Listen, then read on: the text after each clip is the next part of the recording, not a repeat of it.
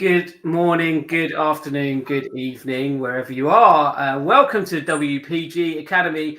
We are delighted to have WPG Alumni, second of the series, actually. This is Caleb Pickering. Caleb, welcome to the platform. Hey, great to be back. Thanks for having me. Yeah, thank you for coming again. It was an amazing time last time you offered your words of wisdom. So for people watching, could you just tell me a little bit about yourself and what you've been up to lately? Sure, yeah. If you don't know, I currently teach at Texas A&M University Corpus Christi down in Corpus Christi, Texas, right on the Gulf, right by the ocean. It's a great time. But yeah, I'm a composer, percussionist. I've been writing a long time, and I've gotten to cross paths with Morocco 2 and Tim and WPG several times over the past. We were just saying we first kind of hooked up about 6-ish years ago, which I can't believe it's been that long. But yeah, I've been writing a lot, teaching a lot, and playing a ton. And yeah, I've got some cool pieces coming out soon. One actually should come out today or tomorrow from Black Swamp Percussion. So if you're watching live, then they have should be a free work for download. So nice. Multi-percussion thing, yeah. Yeah, that's cool. That's great. So that's coming out today or tomorrow through. Should be, yeah. It's like I did get it to them a little bit late, so they may be scrambling to get the file put up and all that. But I can't believe that for a second. I'm so sorry. If I owe paperwork to anyone, I promise I'm not ignoring you. There's so many people out there that I owe something for right now. No worries. All right, well, Caleb, thanks for coming on board. We're going to go to Venezuela first. Lewis, are you around? Just to give you a little bit of insight into Lewis, whilst hopefully he's got his camera ready. Lewis currently studying in Venezuela at Simon Bolivar Conservatory. So, yeah. Lewis, are you there? If not, we'll move on to someone else. All right, let's go back. Lewis is there. Hey, Lewis, how you doing? Cool. Hi. Can you hear me all right? Yes, yeah. Great. So, Caleb, just to fill you in, David is going to translate this for you. David is also excellent percussionist based in Venezuela, so you can talk percussion, no problem. Yeah. All right.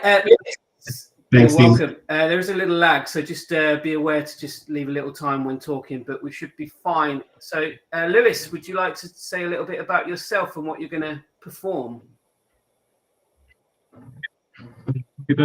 Ok, bueno, soy Luis.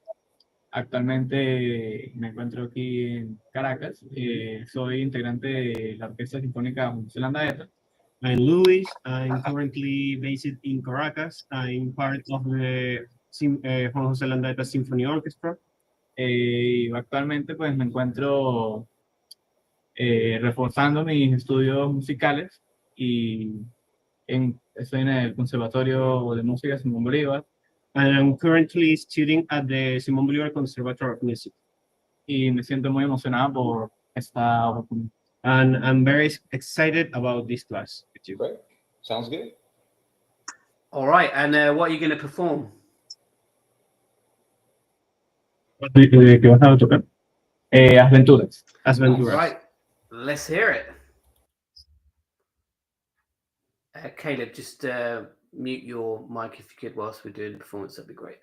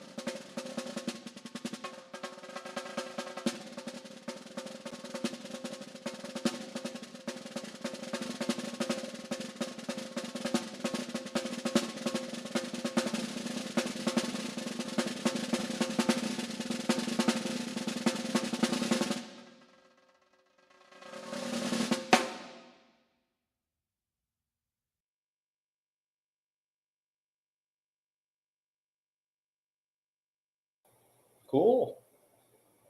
Nice. Yeah, good stuff. How long have you worked on this? Or worked on this piece? Can you repeat? How long have you worked on this piece or practiced this piece? En ese momento llevaba como un mes y medio. A month and a half, approximately. Oh, good. Yeah. Month and a half before the recording. Mm-hmm. I feel like that's a lot of work for a very small amount of practice. So great job. Así que mucho trabajo para tan poco tiempo. Buen trabajo. Let's see. Just a few. I took a couple of notes. Okay. Great. A lot of really good things. I think these will just kind of help refine it a little, and take it to the new, the next tier of level. Just not just a good run, but a great performance is the next step. Okay. So a couple of ones. I've always thought with this piece, the beginning, this comes back often, that figure, that that rhythm. For me, because you do it with the sticks, and then it comes back on the rim and the shell as well.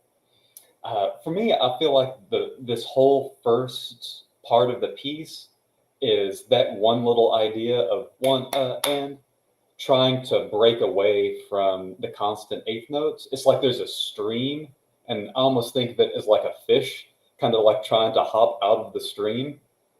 And so for me, every time it comes back, I just want to hear it like a little bit more. The first time it's just kind of, and then eventually, and then by the time, as Venturous, it's adventurous.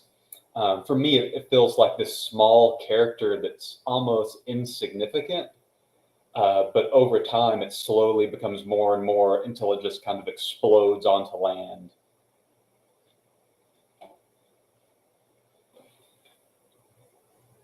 Yeah. Great. If Okay. I slow down, David, just let me know or anything if I go too quickly. Go ahead. Okay. So like in the very beginning, I think I would start exactly as it was. And I know that he puts in fortissimo for the first one. I like it big the first time, but then the next time, after it's established, I like it to be a little bit less, and then a little bit more, and then a little bit more, and then it just kind of keeps building, like stairs, just kind of builds out. I feel like that really helps us appreciate the second page more because, the beginning is really loud and it's a lot of notes and it's all this cool. It's so interesting. It's almost like you're playing tambourine at some points with the fast stick flips and stuff. But when you like pace a little bit better, I think it works a little bit better in this first half because the first half it never really comes back. It is kind of an adventure where it's through composed, and I think if you can craft these larger narratives within each section, I think it makes the whole piece feel a little more cohesive because it is kind of an adventure story from a programmatic, but for me, it's less of like one movie, and it's almost like each section is like Lord of the Rings 2, Lord of the Rings 3, or like Star Wars 2, Star Wars 3. So for me, they're almost like isolated little story, like a collection of little stories that are put together with like a through line character. That's just how I feel the piece is. But besides, as far as like technique, good drumming, great drumming and good hands. I think the one that you might go to is when you're playing. Where is your fulcrum? Is it these two ¿Dónde fingers? está tu, Or, cuál es tu agarre? ¿Está en estos dos dedos o en estos dos dedos? En la pinza. kind of there, yeah. So I would do. Have you heard Yes. of Sometimes they'll call it the 3-point fulcrum or the middle finger fulcrum, or sometimes the able fulcrum. There's a lot. ¿Escuchas acerca de la agarre con los tres dedos o la pinza haciéndolo con el dedo medio un poquito? A Yeah, little bit. I think of it like for me, I think your playing will get even better if you use that. I don't mean to flip you off, but use the middle finger. But yeah, if you can use that one a little bit more, because if you think about your knee, like the knee on your leg, like when it hangs, so if I can get a good angle, it's not just one point that like moves. There's like a lever, and there's your tendon's a counter lever. There's two spots that are like, one pulls back and then the other supports as well. So your knee and your joints can move really well. Same thing with like, your wrist even. Yeah. Like we have two levers that pull on it, one pulls back and the other pulls with it. So you have these two forces acting together, where if you just have one, I mean, it becomes a lot tougher because you're putting all the work into one finger. Whereas for me, let's see if I have just one finger, I'm having to do a lot. Like I'm having to let the stick do a lot of the work, which is good. But when I have that second finger in there, I can just fine control it. Like even right now, if I want to make a small movement with just one finger, it's kind of hard to like do a small movement that's controlled. But if I have two in there, I can just,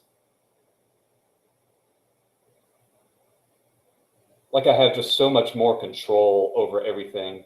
So I kind of think of it like it's almost like I've never jumped out of an airplane, but it's almost, I think of it as like your primary parachute and then your reserve parachute that is the backup to help control everything. So this one still does all the work, but this one just kind of fine tunes it and helps guide it a little bit better. Because then you're not just controlling one amount of pressure.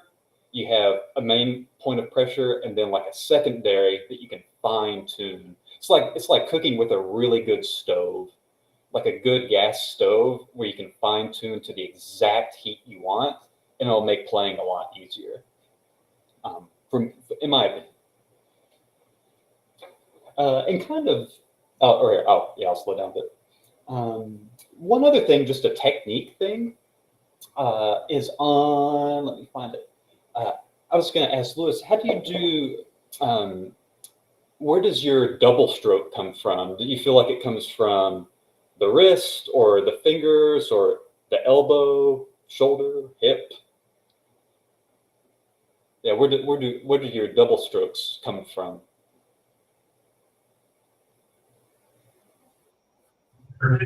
I'm sorry, can you repeat that last question? Where does Lewis's double stroke on snare drum, where do they initiate from, begin from? Is it from the wrist? Is it from the arm, from the fingers? Okay,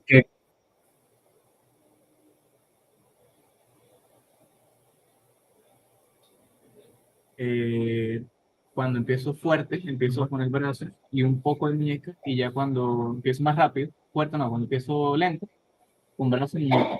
Y cuando voy más rápido, solo muñeca. okay.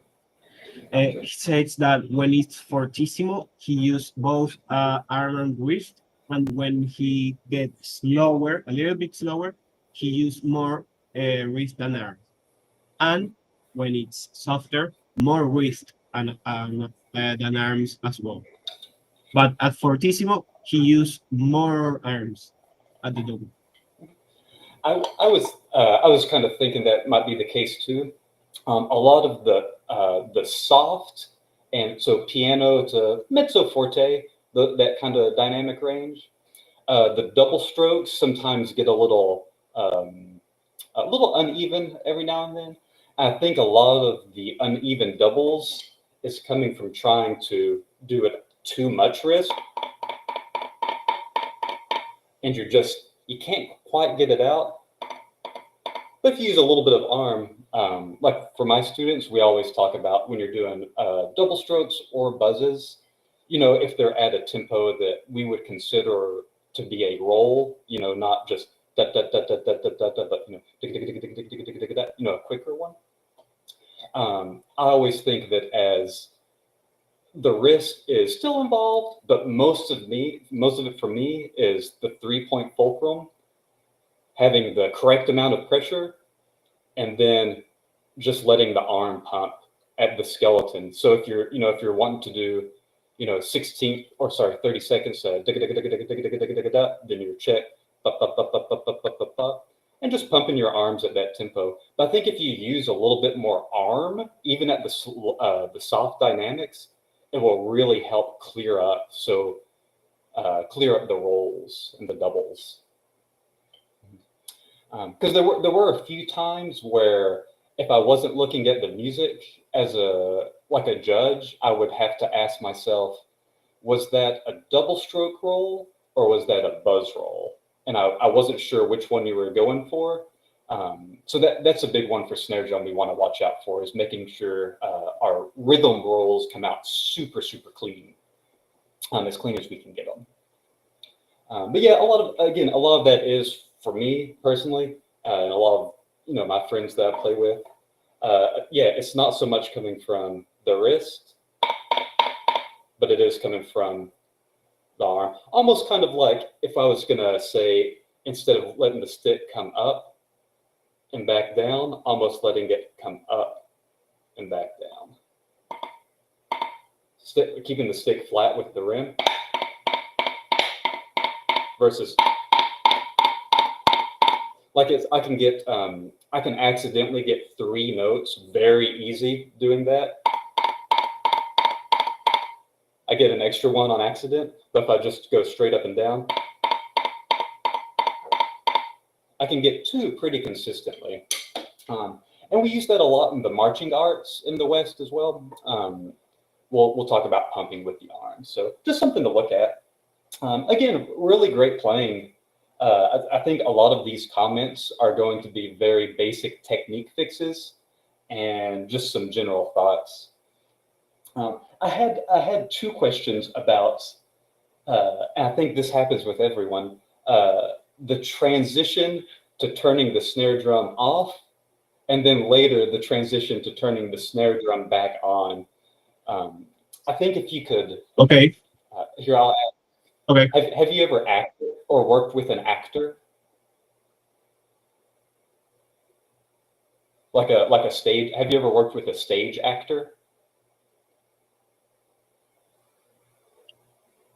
Or We lost the question. Yeah. Can you repeat Have it? you ever worked with like a theater person or someone that works on stage or does theater or acting or anything like that?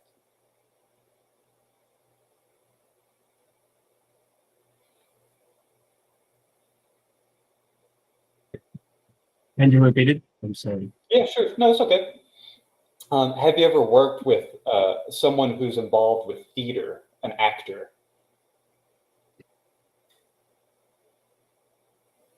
Yeah.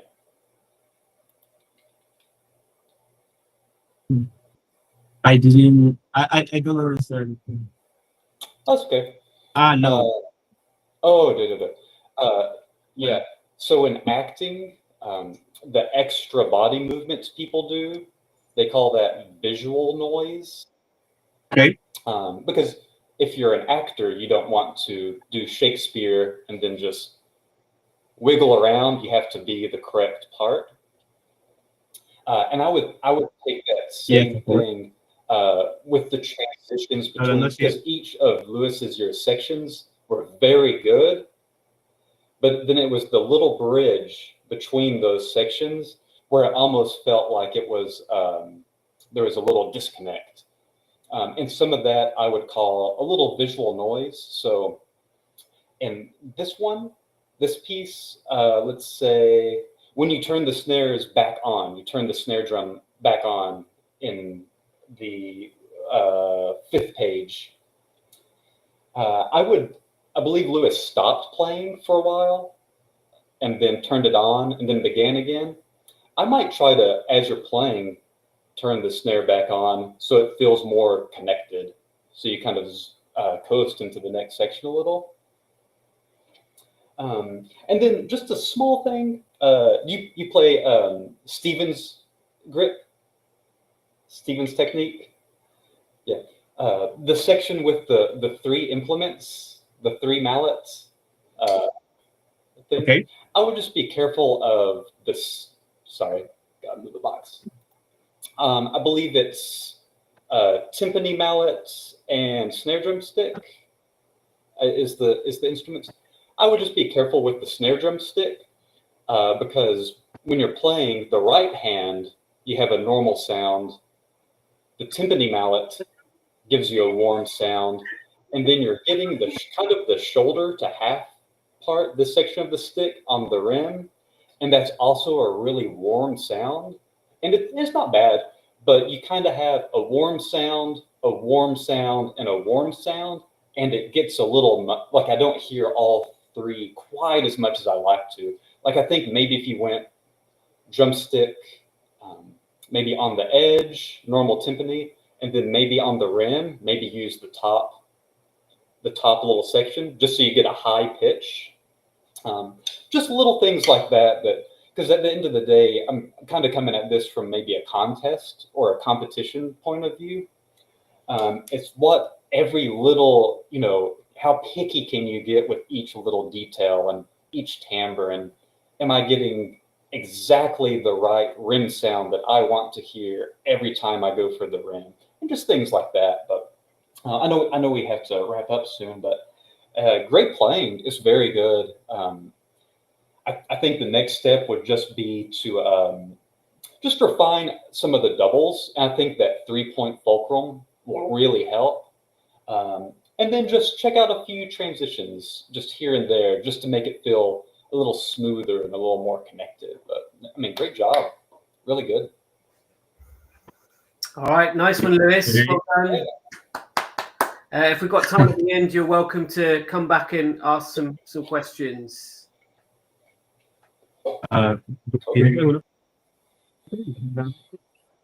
He didn't have any question. So. All right. Great, well done. All righty, let's move along now. We're going to go to Jared, I think. Cool. Hey, Jared. Hello. Hello. So over to you. I'm going to go backstage and then play it, and then Caleb, you can take it from there. Cool. Sounds good. Thanks. All right. Yeah, Jared, why don't you say a little bit about yourself and what you're going to play, please? Sure thing. So yes, my name is Jared Collar. I graduated, I'm from Northwest Indiana here in the United States. I graduated with my bachelor's in music back in 2018. Been playing with some ensembles since then. I finally got my own marimba and I've been wanting to kind of do some more solo work. So I joined WPG to learn some more and start building my technique back up again.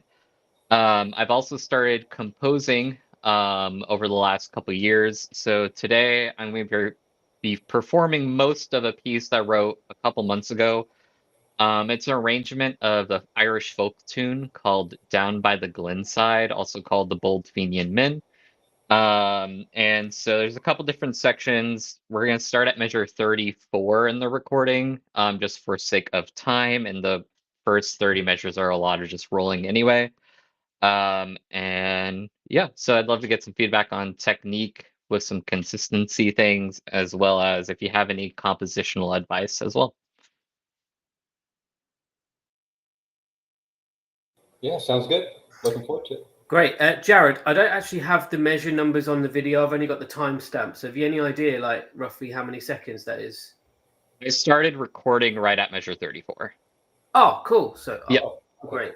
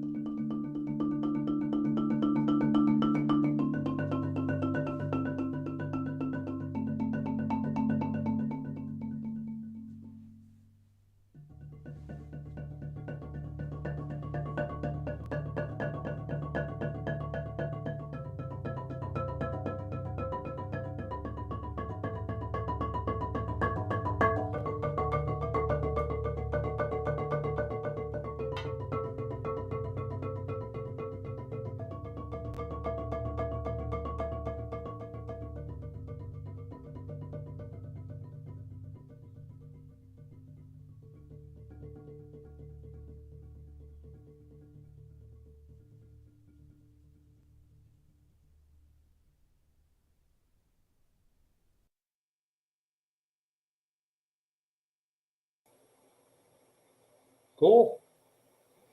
Yeah, fun. So that's your own arrangement of it? Yes.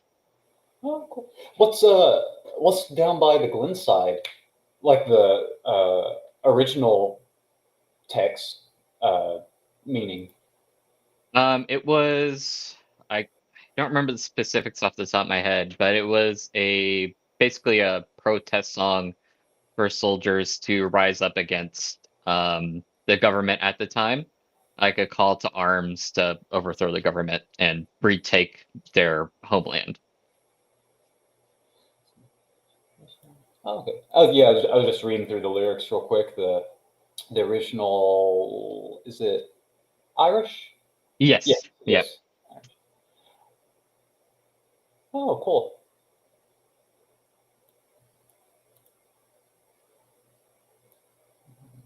Oh, actually, yeah. Looks like the person that wrote this, Peter Kearney, also wrote the Irish national anthem. Yeah. Oh yeah. I forgot Yeah. about that. Yeah. So yeah, yeah, it's a cool tune. I think. What do you think about rolls on marimba? About what? Sorry. About chorales on marimba? I think they're tricky. And as you see, my marimba doesn't have resonators on it right Sure, now. But it makes it even harder. definitely. Yeah. Yeah, and especially if it being a lot of rolls, that's one of the things I'd kind of like some advice on, I guess, is how would you approach it and things like Yeah, that. I kind of have the same feeling as the late Chris Dean, who just didn't really care for rolls on marimba, and I've tried to make them work myself, and it feels like every time I have one chorale that I still play by my buddy Lucas Garner, and it's a little more out, and it's a pretty short work, and there's a lot of isolated hits while you do other rolls and things. I think, yeah, trying to write a chorale, and this is very good.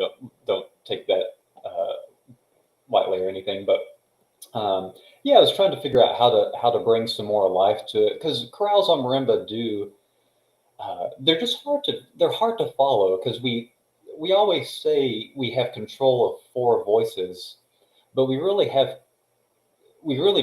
just doing the same thing. We're and it's really hard to make it work. And I was trying to think what I would change, and I think with there's the two big chorale parts, like the one at the very end. Um, I wouldn't touch that. I think I would leave it exactly as it is. And Okay. same thing. It looks like it's stated at the beginning as well. Um, I think I would leave that. I think the only one I might look into maybe altering is that 34, 31, 2, 3, that 34 to 55 section. And I'm not quite sure what my edit would be. Honestly, it might even just be going through the whole thing a little quicker. Because with, you know how it is on stage, time is perceived, we perceive it so much differently. And I don't know about you, but I've seen a lot of, especially like an undergrad or a high school recital, where they think they're being really emotive and they're sitting on this role, and the rest of us in the audience are just like, get on with it. Come on. You're like, come Yeah, on. right. Um, but yeah, sometimes I think maybe just moving through it a little quicker can help, because as the performer, you're essentially breathing and singing through those phrases as you play them. D, like, yeah, like you're carrying the sustain, but orally we hear like we still hear that kind of steel pan rhythm to it, the choppiness Yeah. of it. I might move through a little quicker, Okay. and then I really like all the voice. This looks like very proper voice leading, um, and I really like it. I might change a few. There's just every now and then, and it's just the way the instrument is built. Particularly, let's see if I can find the part that looks like maybe 40, 42, kind of that area. It's the 4/4 bar. Yeah. where the 4/4 starts, and you have that B flat and F, then the B flat goes down to an A, then down to a G, and then it goes to a perfect fifth, A and E. Mhm. I find especially, I feel like you really have to work to bring, and of course, no resonators won't help you with this one. Make it a lot harder, but I think I would really try to bring out the bass motion as much as you can. Okay. Because there were some points where I could hear the chord quality, but I couldn't hear all. I think it might have been that second 4/4 bar where you have the A and the F in the left, and then the E and D suspension that resolves to the F and the E. Mhm. 8/3. Just every now and then, like I know there should be some dissonance, that A to F, that sixth, and then that minor seventh in the right hand. We just didn't get a lot of time to quite hear it, just because the four voices, kind of again, just back to the issue of the instrument that is marimba, is that of those four voices, to get them to speak equally, because you're going from A2 all the way up to D5. So you're kind of sitting, you're almost in four registers. You're almost in three and a half registers of the instrument, and they all speak a little differently. Okay. So I think some sections like that, where you have a lot of space between them, I might move through a little quicker. And just for me, the big reason is, I mean, it sounds great when you do a giant wingspan spread on marimba, like that roll across the instrument sounds great. But I feel like we don't get quite as much like harmonic interplay within the instrument itself. Like we don't always hear the chord quality as it should be, versus like the beginning and the very end where it's all settled in that low, like 2 or 1.5 octaves, and we can Mhm. hear everything. It's almost like hearing like a rich bass and tenor choir. Like you can really, even though they're all in the same register, you can really hear them like all individual parts. And I think it really works. And we can hear the dissonances a little bit better. Uh, Right. Okay. but yeah, so I might consider adjusting that middle, the 34 section, even if it might even be as simple as going through it all a little quicker, or maybe just reducing it down a little bit. Okay. Um, And it's mainly, if this was an SATB choir or string quartet, I would say don't change anything, because it's going to work perfectly for that ensemble. But I think for this instrument, it might need to be reduced purely because of the limitations of the instrument. Yep. Um, and another thing you may consider is that might be a good time where you started today in that chorale section. Maybe that is a time where it starts as a chorale, and then instead of the middle being a chorale, that the line that starts on measure 38 and 45, those two, maybe that where the soprano voice is slowly rising up to serve the instrument and then back down, maybe that becomes semi-rhythmic, or maybe it has individual hits, roll, boom, do, dee, dee, dee, or, something like that, just for a texture change and a timbre change. Right. Okay. But compositionally, the only other thing I might change, and this is purely, I think, maybe a visual thing for me, is at 65, when you get into the meat of it, bum, bum, ba, bum, bum, ba, da, dee, da, da, da, da, dum, da, da, dum, dum, ba, bum. You put it in like a one feel, 1, 2, 3, bum, bum, ba, da, dee, dee, da, da, dee, da, da, da, da. I really like it too. There's just some parts of the melody where it feels like it should be like in a 6/8, and it's Right. purely like it's not going to change the way we play it too much. But for me, seeing something in 6/8, 2 bars of 6/8 versus, sorry, 1 bar of 6/8 versus 2 bars of 3/4 at half tempo. I'm not sure. Shake that math on me. Yeah, look back. But seeing it in 6/8, I do feel like it gives it a different lilt. Like it emphasizes not every downbeat it's not always 1, 2, 3, 1, 2, but it's like 1, 2, 3, 1, 2, 3, 1, 2. There's like a little ebb and flow to it, and you can Okay. emphasize different parts. And I think that won't change how you play it, probably, because you're already kind of playing it like that. But I think Yeah. for a performer that's didn't write a perspective, I think seeing it in 6/8 or 12/8 instead of that 3/4 one feel, I think that's going to help me interpret that it's a folk song a little bit more. and I'll hear, I'll be able to kind of phrase around the weak and the strong beats of the meter. Because there are some like, B B bum ba ba bum ba da da da da ba da da dum. It's like, yeah, it could be in 3. Bum B bum ba bum bum ba da da da da ba ba ba da. But for me, it kind of feels like ba B ba ba ba bum bum bum da da da da da da da da. Like some of them have different weights to them. Yeah. And I think especially being a folk melody or a folk inspired melody, we do. It's like any American folk song that you and I may know. We sing it in meter, and there's an ebb and a flow to it, and it's like all the drum and fife stuff. All of those.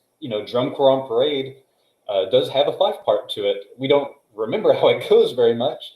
But having that melody in your head just changes how you play, and it's going to do the same thing here. Okay.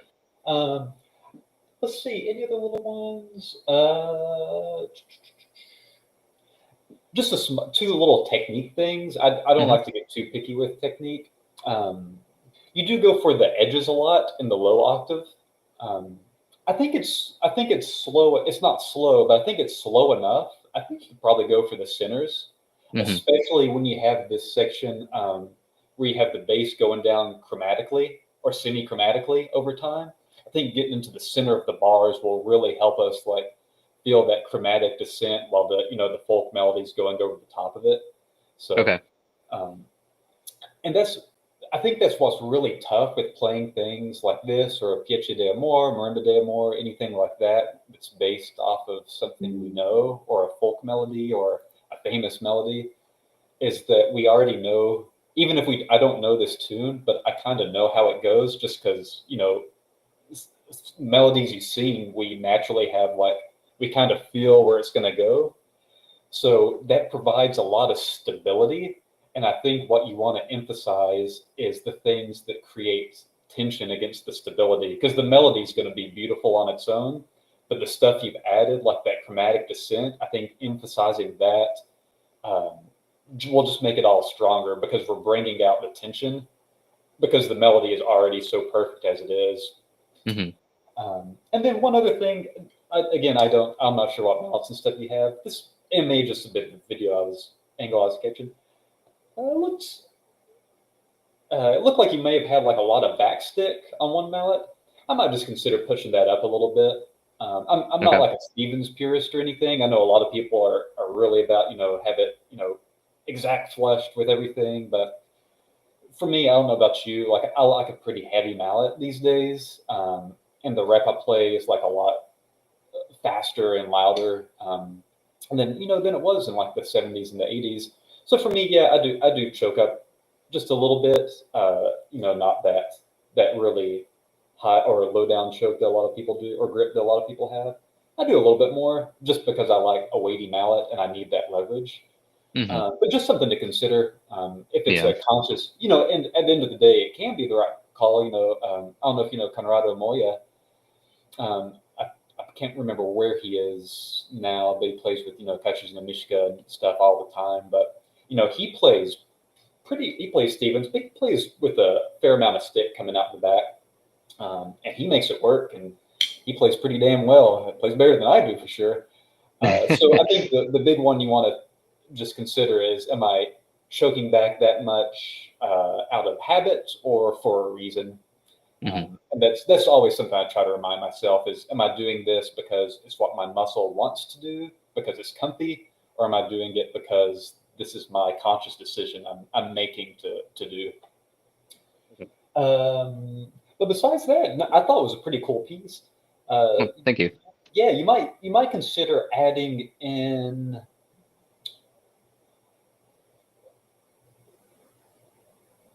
kind of like the 151, 152 section where it kind of deteriorates, it starts breaking down a little bit back into the chorale.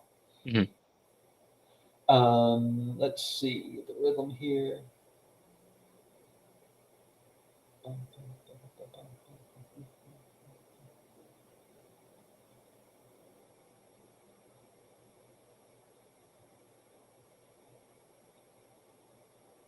I might do a. I'm trying to think. It's just the transition back into the chorale.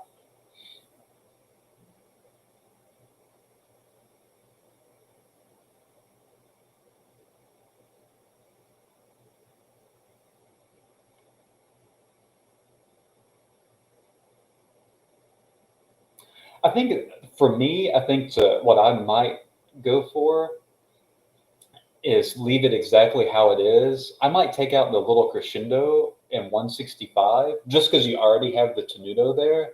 So it already Okay. kind of lets us know that, hey, those are heavy notes we got to put some weight into. Okay. So kind of, yeah, by adding the crescendo, for me, it kind of feels like it's almost like the tenuto say, hey, I want you to do this subtle thing. And then the crescendo comes in and says, what if we did a little bit more? And it's like you got the spicy ramen and you added extra spicy on top, and it's like, whoop, I was probably fine with the first one. Okay. And as far as 166, I would probably just mark it piano. Okay. And let's see, same thing with, oh no, just that one.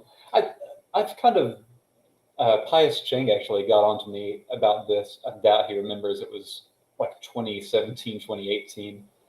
And he heard somebody play a piece of mine, and he immediately hit me with like, why did you start this piece mezzo forte? I was like, well, it's mezzo forte. It's like, how can it be, I'm going to paraphrase him, but he's like, how can it be medium loud if we don't even know what loud or soft is yet? I was just like, okay, well, that's a good point. So for me, I think if you want to start it at mezzo piano, I would probably put a marking prior that says like, maybe that diminuendo a niente, or the decrescendo with the circle at the end of it that means, to silence. Mhm. Or just scratch the mezzo piano and just put, you could say, put it as pianissimo. You could even put a fermata over that first note, that B flat major chord, and with just a little crescendo, and then put piano on the next bar, just to say like, ba ba ba dee dee dee, and then D C, spooky silent, and we don't hear the chord quality, but here it is, and then there's the fifth to the next chord. We kind of by the time you figure out that we're in a new section, we're already in the second bar of the new set. It's kind of creates like a crossfade a little bit. Yeah. Okay. Yeah. And that is hard coming in and out of chorales on keyboard, because it is such, you go from, even when we play soft on marimbas, it's still a thunk. Like Yeah. we're still hitting something. And even though the rolls are lots of thunks put together, we can still, we all do the sneaky thing where we start rolling, but we don't even touch the instrument. And then we slowly get on the instrument and then start to come out. Mhm. Okay. I would just try to be as delicate as you can, just coming in and out of it, just so we do understand it's one connected through line and it's not like a firm cutoff or anything like that. Okay. One other compositional thing I might consider throwing in, and this is something you do it a couple of times, but I've been trying to do this more lately, is anytime there's a tempo marking, like at the beginning it says expressively, and then the next page it's quarter equals 72. Mhm. I really like, and then the tempo one, I like tempo one, or odd tempo is totally fine. But when you have those new metronome markings, I think it's really helpful, especially in the context of this, where it has lyrics behind it that have kind of implicit meaning and a story. As much as we want, if we wanted to totally separate the story and the music, we kind of can't, because someone's going to hear it and know it and be like, whoa, that's the Irish Rebellion song. That, like, what are you talking about? You can't take the lyrics out of that. But I think adding some of those words to give us the character of the music would really Okay. help. Because I didn't look at this piece or the lyrics at all before hearing it. But after reading them and now understanding it's like kind of a protest piece, I think having some of those keywords in there would really change how I played it. Because, I mean, the first thing I look at the title, I'm like, Down by the Glenside, that sounds like a pretty nice little jaunt. I mean, Glenside sounds great. Let's go down by. It's like a river or a bank or something. There's like a farmer's market. What's going on? I don't think like rebellion and rebelling against a government entity. I think putting some of those words in will help the performer understand like the gravitas and like the meaning of the piece. Because it's like if something said, a chorale section said lyrically, it's like, oh, cool. But if it said, tragically, it's like, okay, that's a whole different approach that I'm going to take to it. I think adding some of those terms, and not necessarily the Italian. I've kind of stopped using the Italian terms just because they often have a mistranslation. Like forte doesn't mean loud; it's closer to strong, like strength, which doesn't always equal volume and things like that. But it's a cool piece, dude. Yeah, I would definitely program it or play it or have students play it. I think it's a nice tune and I think it's well arranged, just a little polishing up, and I think it'd be a great publication or a great piece for the rep, man. Good job. Thank you so much. Yeah, dude, thank you. Yeah. All right. Okay. Well done, Jared. Nice one. Yeah. Thank you. Okay, so let's go to who should we go to? Ethan. Let's go to Ethan. Ethan's around. Hey, Ethan. Hi. Hey. So, yeah, the floor is yours. Do you want to just say a little bit about yourself and what you're going to present? Yes. Yeah, my name is Ethan. I live in Florida as of now. I'm attending UNF for my bachelor's in percussion performance. I'm studying under Dr. Andrea Vinay. Cool. Yep, she's great. She's a great teacher. I've enjoyed being under her for what's going to be 4 years now. I'm looking to get my master's here soon, so I'm going into my senior year, so I have to start looking for schools and auditioning, sending in my pre-screenings, and all, everything that entails that endeavor. I'm looking also to go kind of into the military route of music and performance, getting some kind of gig that allows me to practice and perform all different types of genres of music. I prefer to not like stick to one explicit genre my entire life. I'd like to, vary it up a bit. And for this video here, I'm going to be playing Time by Minoru Miki. I plan to use this for my pre-screenings for my masters. So Cool. hopefully I can get some good comments on it and really refine it. So Yeah, no, that sounds good. Looking forward to it. Mm-hmm. Great. Caleb, this one's 11 minutes 21. Do you want to hear a short bit or just let me know when you've heard enough? Sure. Do you want to go up through the first half before the fast bit starts? Yeah, I thought, I don't know which one I kind of want to hear, or at least for you to hear.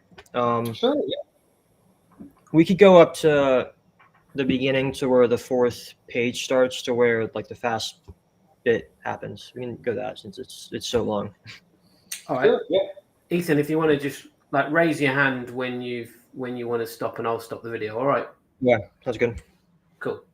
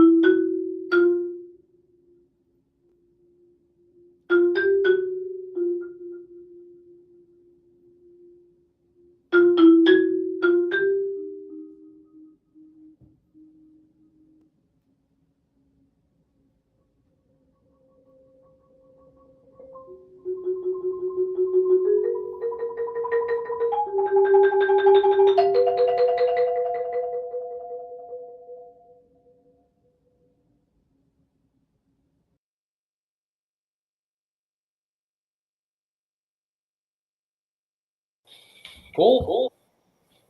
Tough piece. Yeah. It is. Old piece, hard piece. Classic piece of marimba repertoire. Yeah. Yeah. When I was in college, I did my undergrad at Mount East Texas A&M with Brian Zader, and my freshman year was when he was finishing his doctorate at UNT, and a huge part of his dissertation was on time for marimba. I don't think there is a freshman class in U.S. academic history that had heard time for marimba played more in one semester than we did that first semester studying with Brian Zader. I mean, he was doing it for a lecture recital and performances, and I feel like I heard this piece every other day for like a year.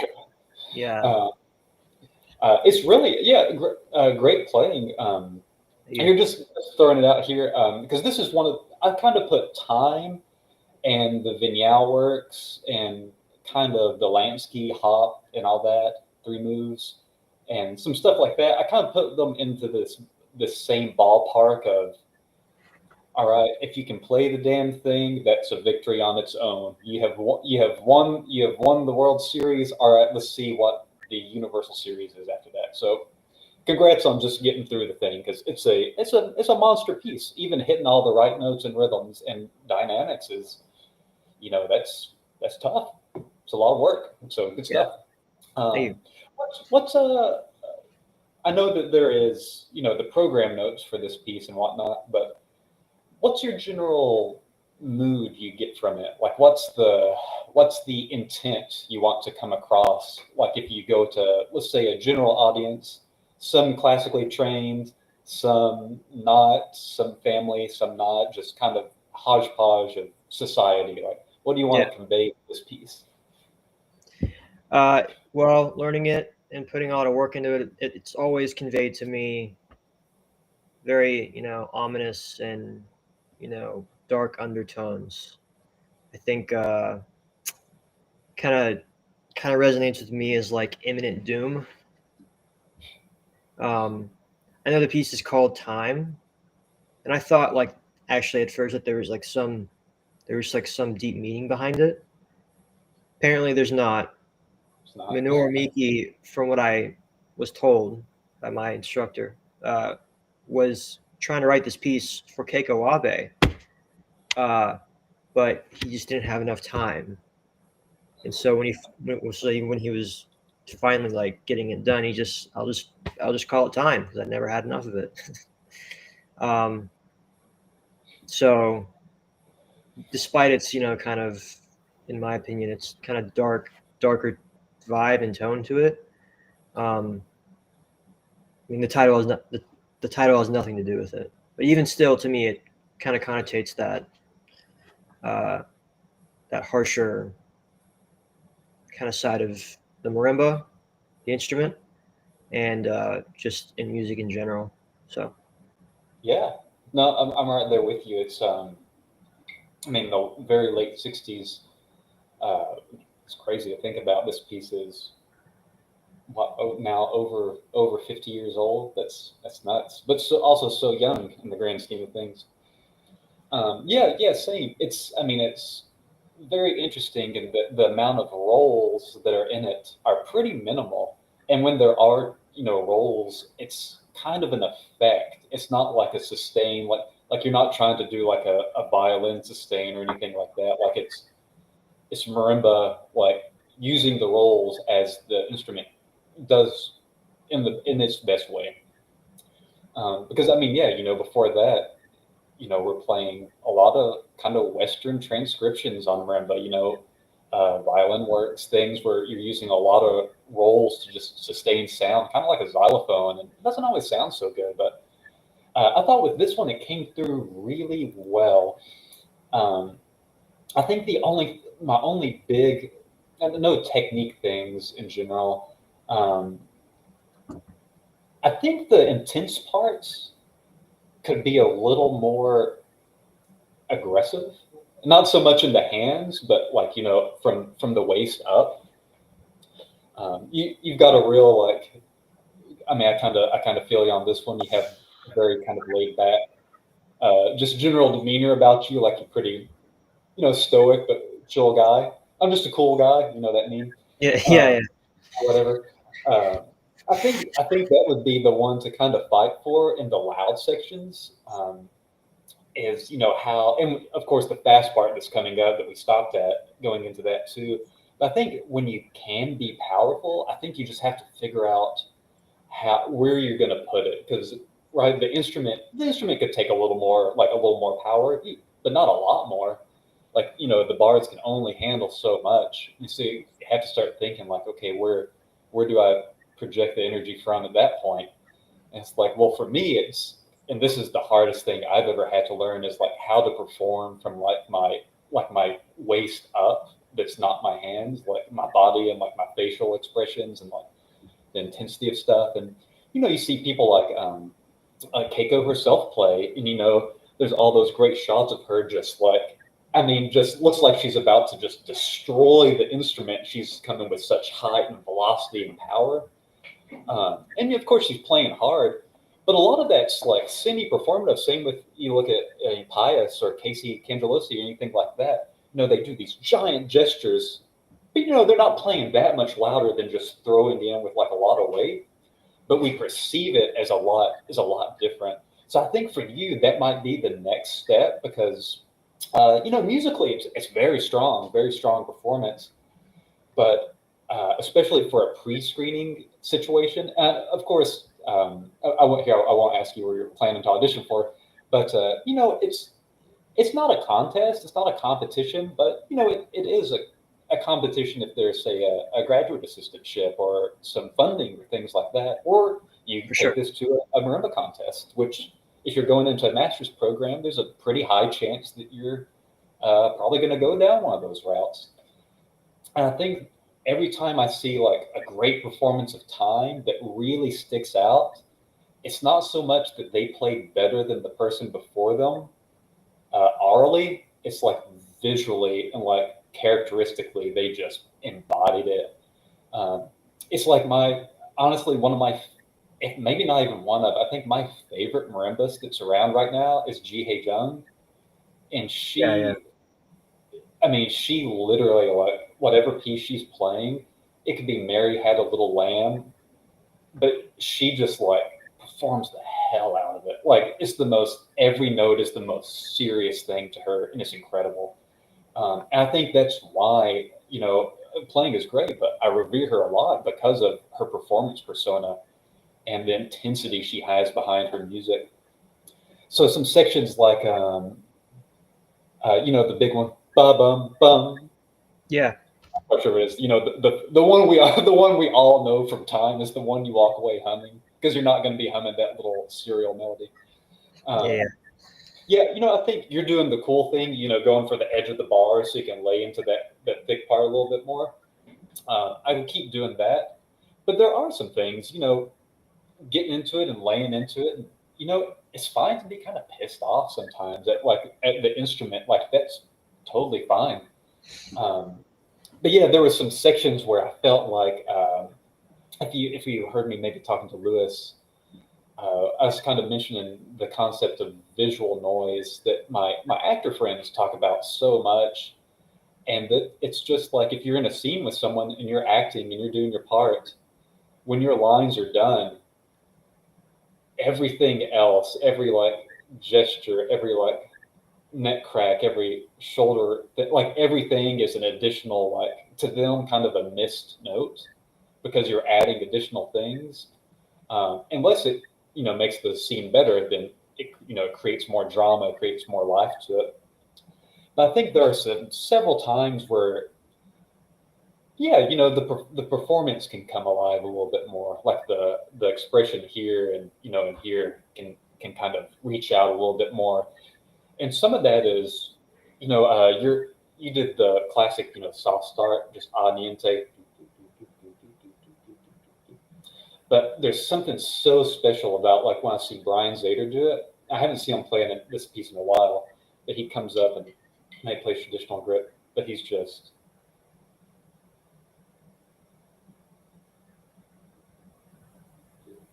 it's almost like there's like you don't want to move like in the 10 seconds between when he pulls his hands up to hit the first note. There's like that tension, like you don't even want to like shift in your seat because it might squeak.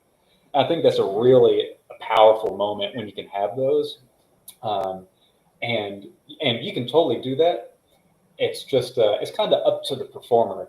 Have you ever seen maybe a studio class or a younger player maybe come up and they might make a joke at their own expense before they play, like, so yeah, I haven't gone to warm up today, so sorry if this is rough. Anyway, here's Marimba Spiritual in its entirety. And it's just like, all right, man, you just set us up with you just basically told me you didn't do this, but that person just said, man, I'm not gonna play very well. Sorry. Yeah. And even if they killed it, I'm still gonna think it's like a 90% instead of 100 because they set that expectation. So I think that's something I would do for yours because the performance aspect is so strong, the musical side is so strong. It's like, yeah, how is the character like from, hey, I'm Ethan, I'm going to be playing this.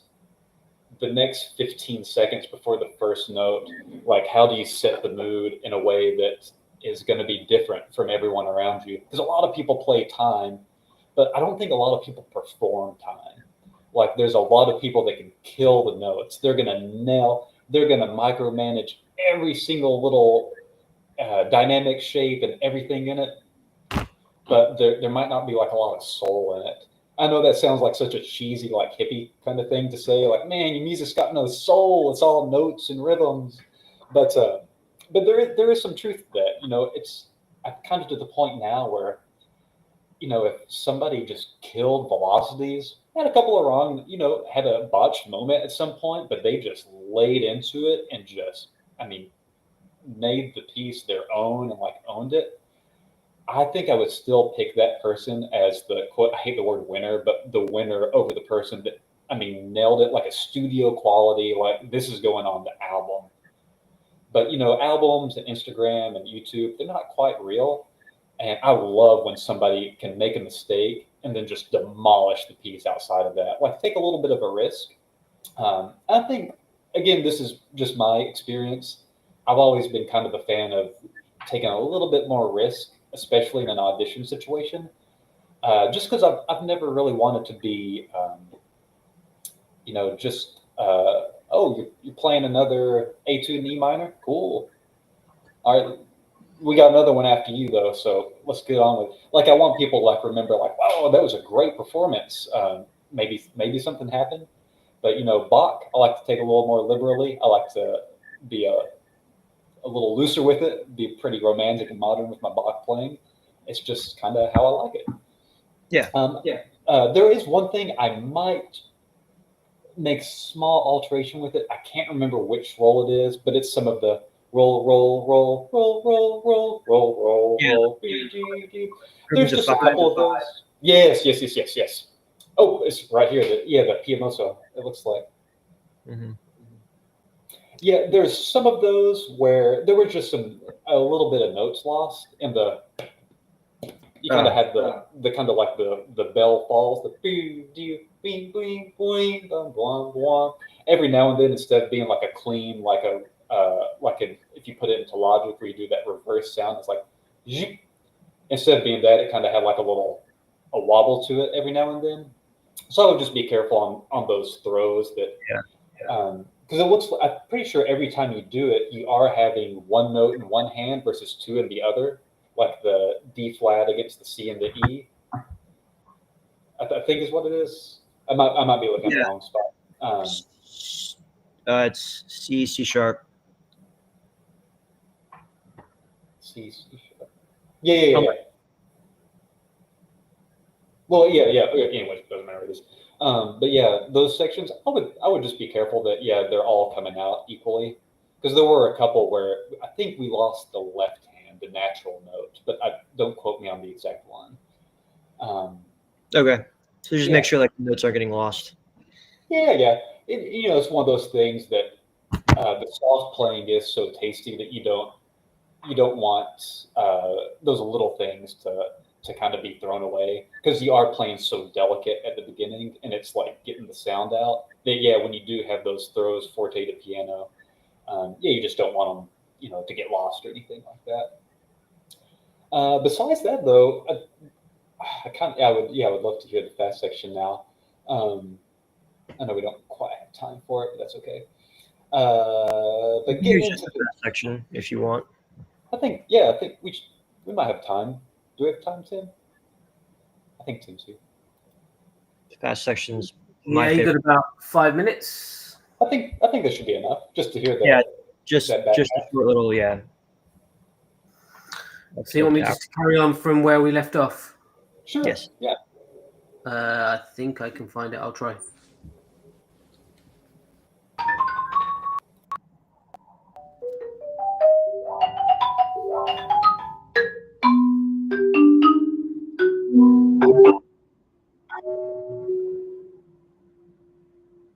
It's a little bit further than this.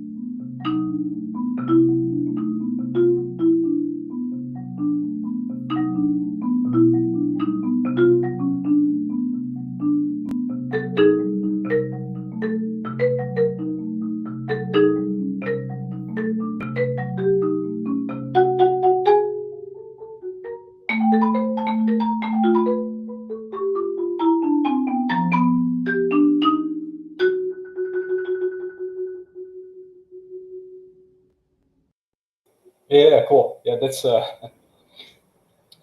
the section, man. That's a tough 2 pages. Yeah.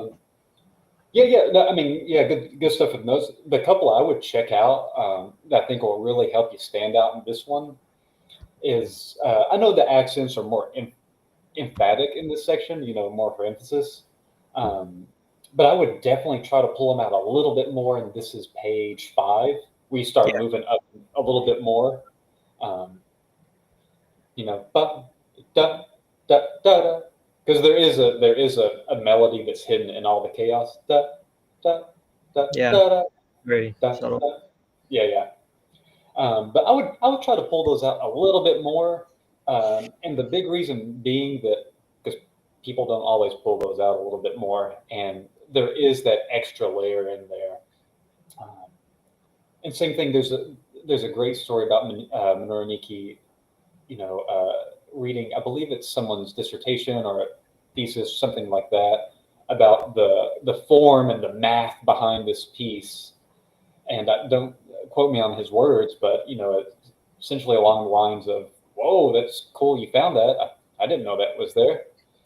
And I've heard other things, but just because it's might not intentionally be there doesn't mean that it's not there. And there's something about this piece in this middle section that there's 3 layers for me. There's the double section, da-dum, da-dum, da-dum, da-dum, da-dum, da-dum, da-dum, the fast left hand 16th note. Yeah, those are hard. Dude, those are yeah. You got a good job. I was watching them for a while, just like, he's not gonna get all of them, is he? I was like, oh, okay. But good job digging into those. That's a hard one. I mean, that's like people play Porgy and the judge gets out the tick card to start counting notes. I feel like they get to this section of time and they get out the card to start seeing which doubles don't quite pull out. So A+ on that one. But for me, it's the doubles are in there, and I want to hear that accented melody, and then the doubles, and then that filler line that fills out between the accents. And same thing when you get into the next bit, some of those are accented and some are not. And same thing, you have that right hand, the dyad hand, right or left, whenever it happens, giving you some quality. Then you have the accent figure, and then you have the non-accent figure. And it would just be nice to hear those. They're all there, but instead of being like 3 sections right now, they're kind of like this. They're kind of like a 2 sections sorted together, and then there's the one on its own when we kind of want to have that accent just a little bit more separated, so there's a little more distinction. Yeah. How long have you worked on this one?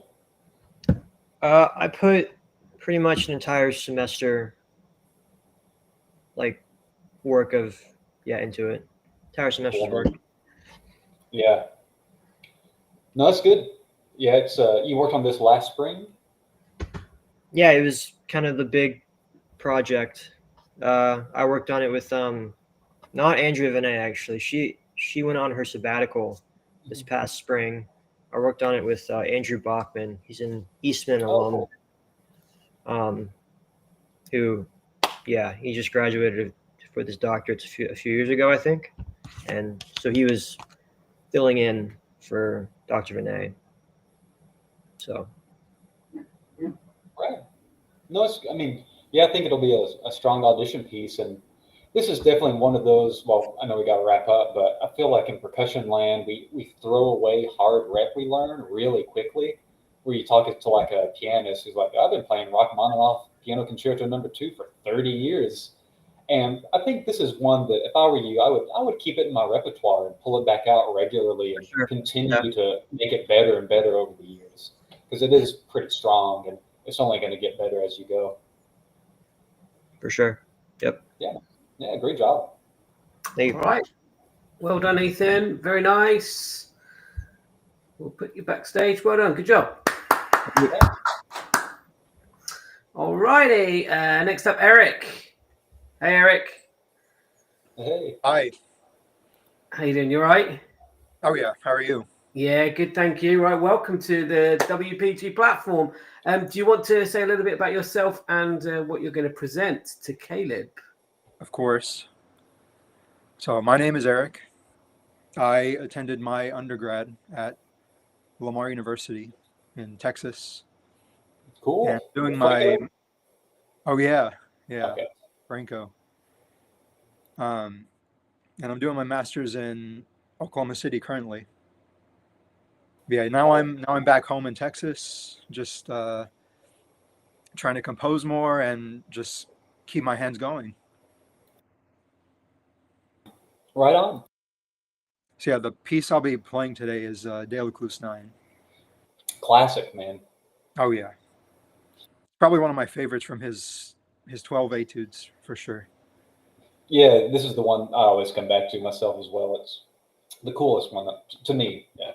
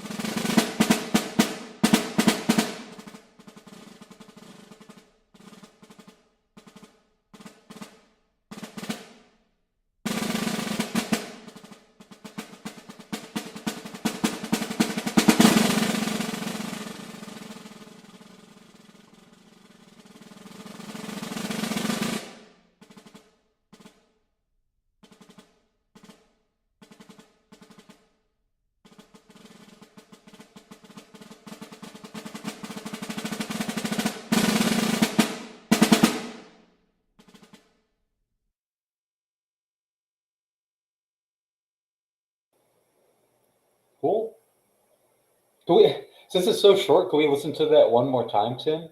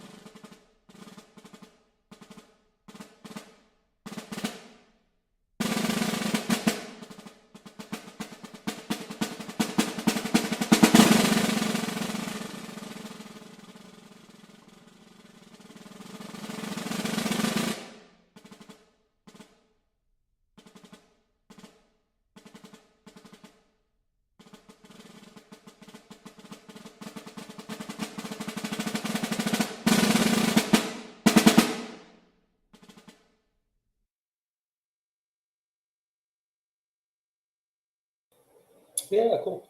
Hey, how do you can you sing like the first bar? Yeah. Yeah. Okay, okay.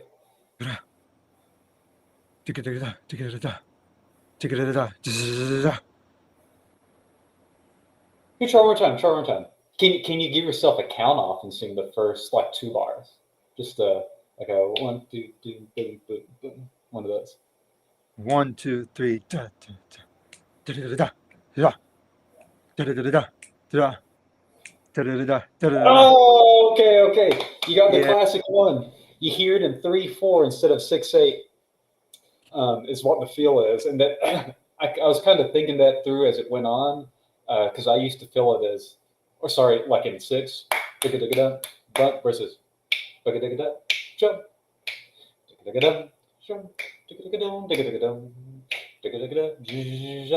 jump, bum, bum, dee da da dee dee dee da da da dee dee dee da da da da da da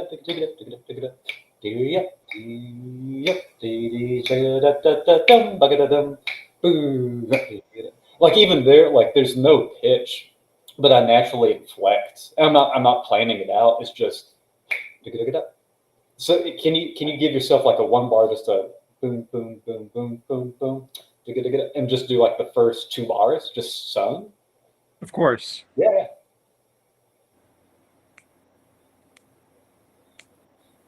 Da, da, da, da, da, da, da, da, da, da, da, da, da, da, da, da, da, da. Yeah. Yeah. Yeah, I would watch out for yeah, you're singing it as you played it, which is it's not bad. It's a little heavy just for me. I would just think about like if you like for me, if this was a different instrument, if I had to pick an instrument to put it on, it would be clarinet, not a brass. Like I feel like it needs to be light, and obviously this is a lot of notes for a brass player, but a good brass player can do whatever.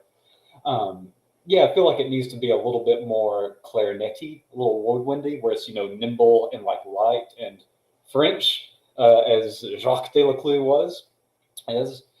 But yeah, I think singing through it will really help, and doing like the Tompkins style of putting a kick drum on the downbeats, or if you can sit down on a drum set, big beat on the right foot, hi-hat on the left. Or doing things like my favorite one to do with this one is play through the whole thing with the hi-hat on your foot and do all of the 2, 3s, 5, 6. So chick, chick, chick, chick, chick, chick, chick, chick, chick, chick, chick, chick. It's hard to sing, clap, and do that at the same time. But yeah, putting them on the upbeat so you feel that Watts feel. Because I feel like kind of like Eve and I were mentioning about people play time a lot for auditions, and they do this one a lot too. But a lot of people just feel it as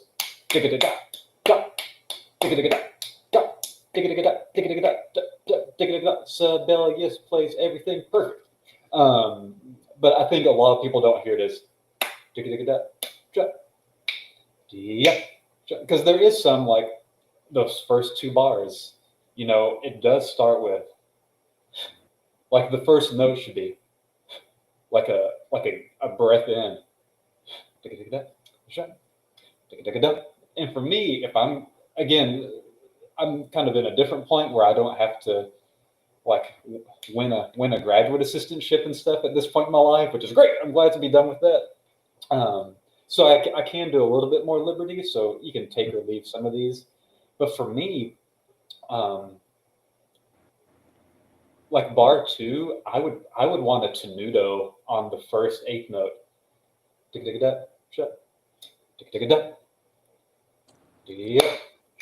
Like just so I can feel that we're in 6. Because if you hear it just abstractly, it just feels like 1, 2, 3, like you can't really feel the waltz and the lilt. And the Leading more into the downbeat. Yeah.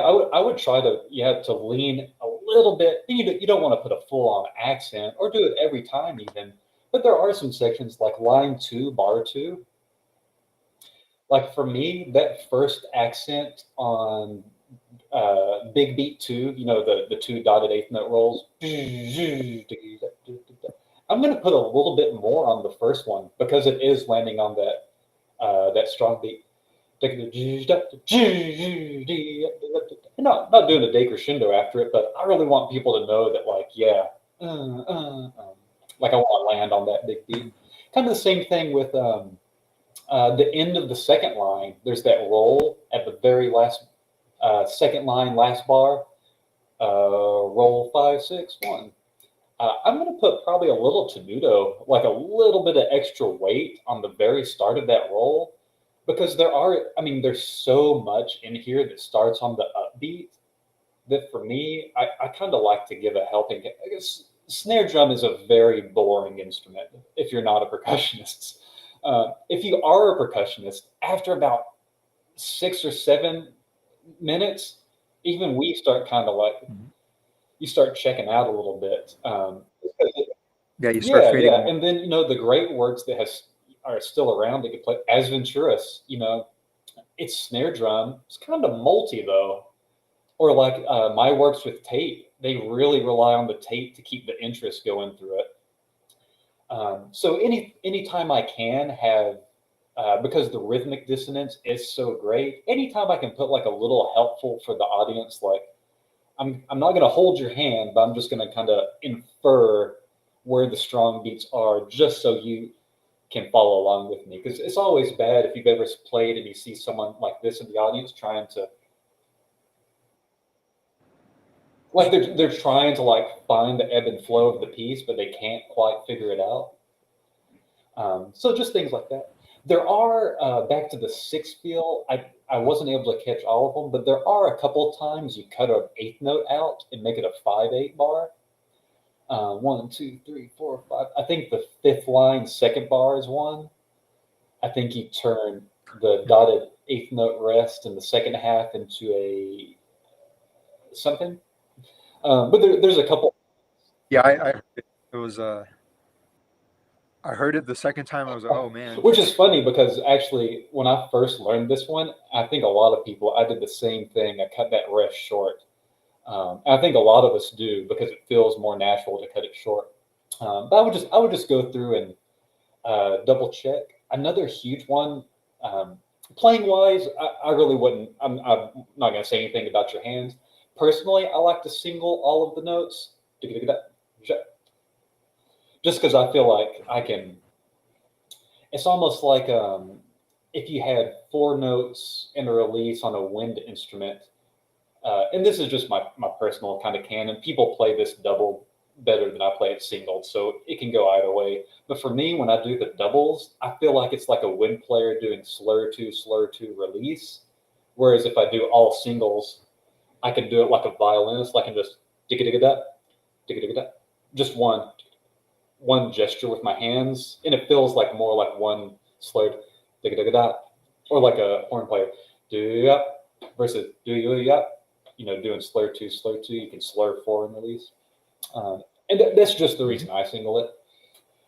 Another little one I might check in on is some of the drags, and they're, again, drags are so subjective.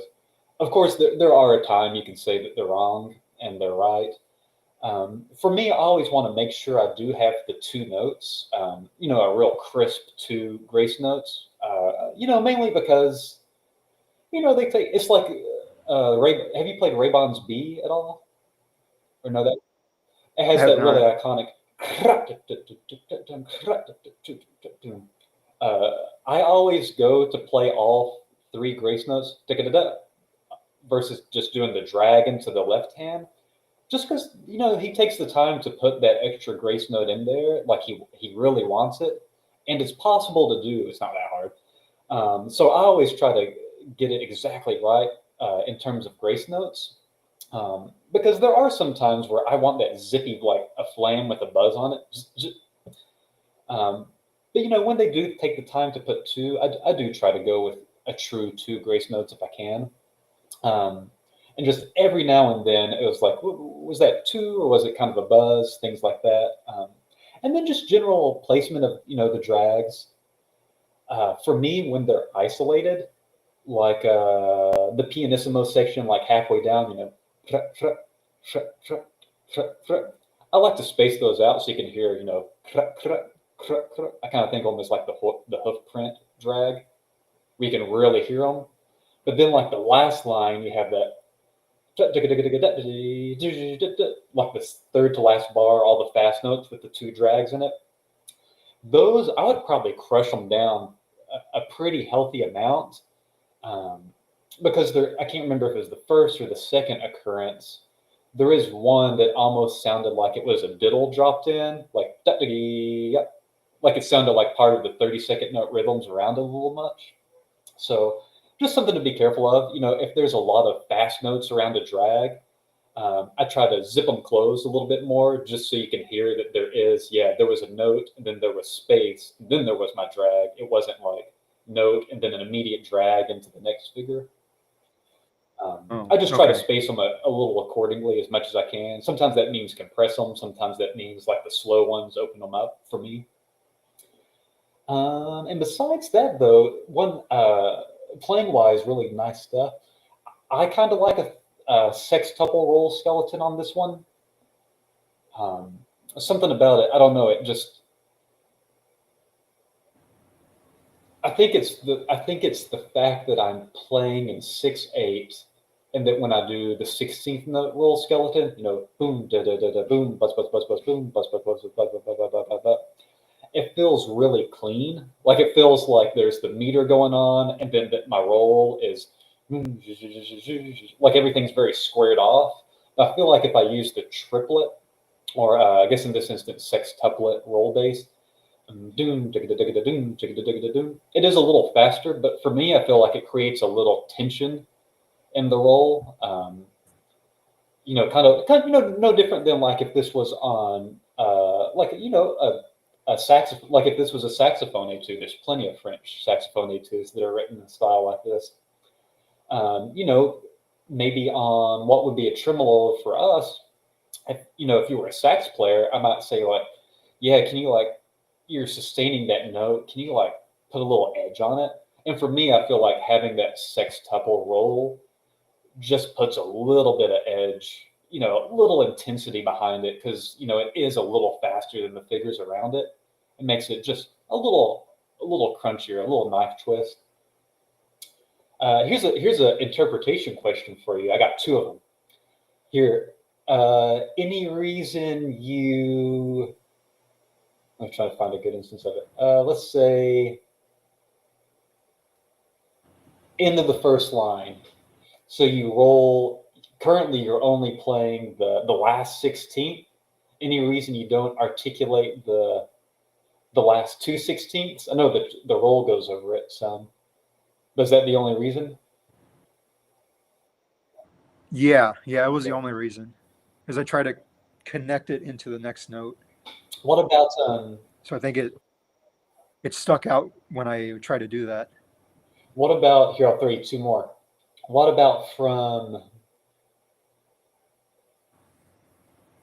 the second to last line, the big roll, the loud to soft to back up? How do you release that one before the 8th note rest? So I try to release it by coming up Just like a lift, instantly. yeah. I try not to have an impact on the rest, because that's what I did before. Like before I recorded it, I remember I used to roll and then end on my right hand. Yeah.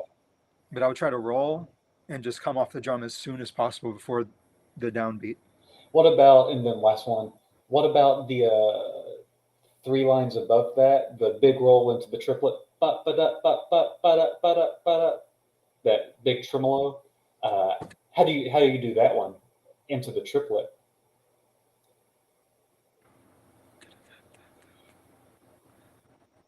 For that one, is it going into the triplet? Yeah. Roll 2 3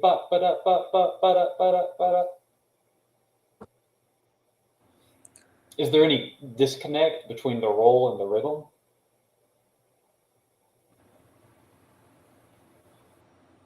Sorry, I'm trying to think That's about okay. it. That's fine.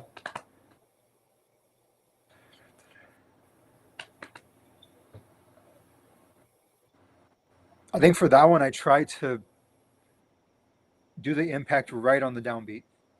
I try to inflect that. There's times where when I play it, it doesn't come off that way. How would you play it if it was the same notation, but it had a tie?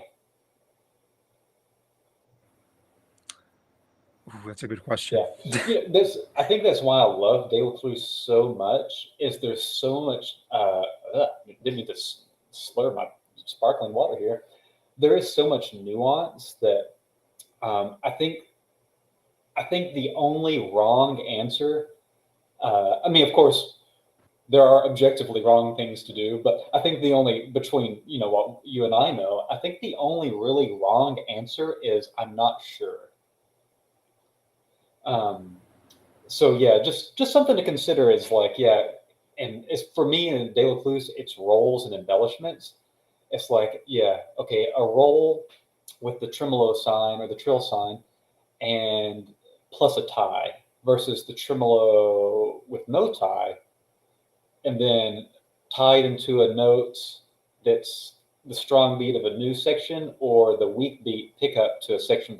There's just a lot of little things. It's like, yeah, what do I want to do? And I actually stole this from John Lane at Sam Houston a long time ago. Any of these short rolls, like the second line, second bar, those little ones, he always thinks of it, or he was telling me, I'm going to paraphrase again, think about putting like a button on it. Like some of those short rolls, we want to hear the rhythm of where they attack, right? So to put just a little bit of tenuto on it, just so we have a clean attack and release from it. Because, otherwise it'd be like a trumpet playing, it's like, okay, well, there's a long note that started in the middle somewhere. But I think being real particular where you want to play stuff, and then just metronome games, put it on 6/8, but take off the 1 and the 4. So,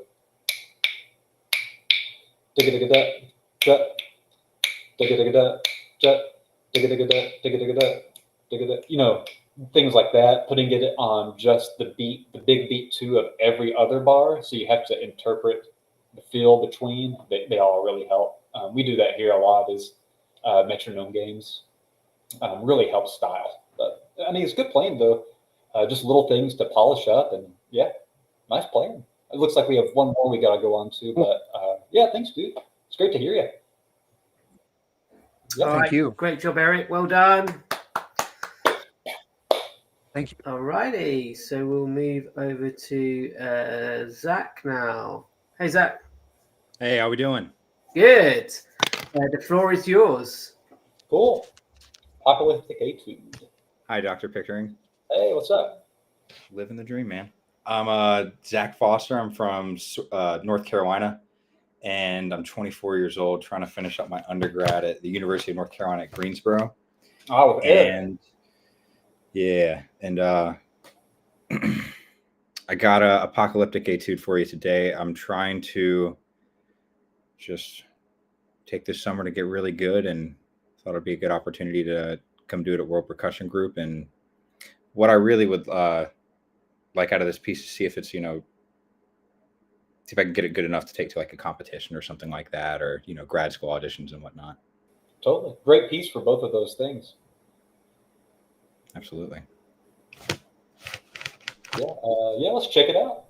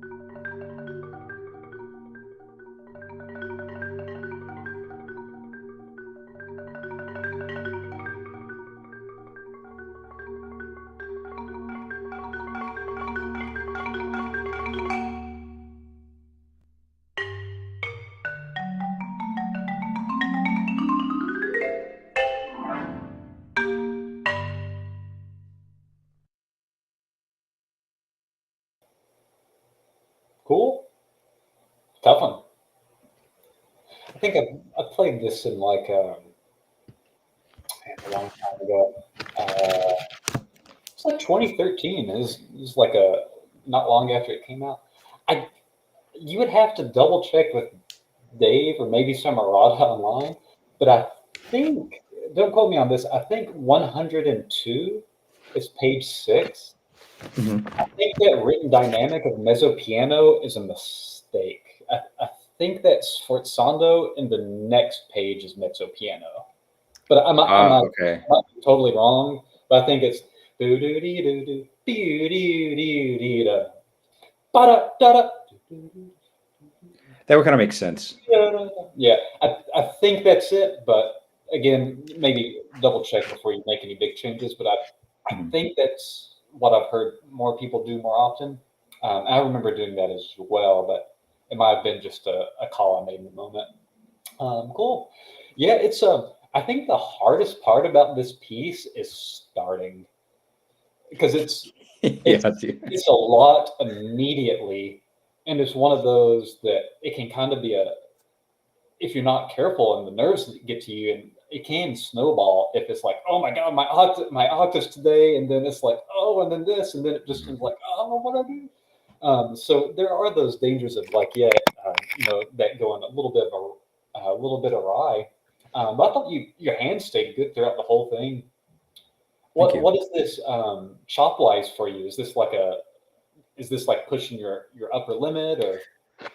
Yeah, so I bought the piece at PASIC because I thought it was really cool. But ironically enough, I was actually working on time in my first semester of my junior year. And then I bought this piece because I thought it was really cool. And I got it. And I realized really quickly I didn't have the chops for this. But I really, really worked hard at it and worked on technique a lot. And I'd say when that was filmed, that was my junior recital. That was April 28th of this year. I think that was probably, yeah, kind of like at the extent of my abilities. But now I've spent like a lot of time since then, like really working on just trying to get it a little bit faster. And it's not so bad now, but Yeah. it was definitely. No, yeah, no, it's going well. I mean, it's a chop buzz. This is a great piece just to, I mean, get your hands in shape for sure. Mhm, definitely. I might kind of pop around a little bit. But I would say the one, and I feel like I have this same comment anytime someone plays this piece is letter D, 64, the punishing, Sure. what was it?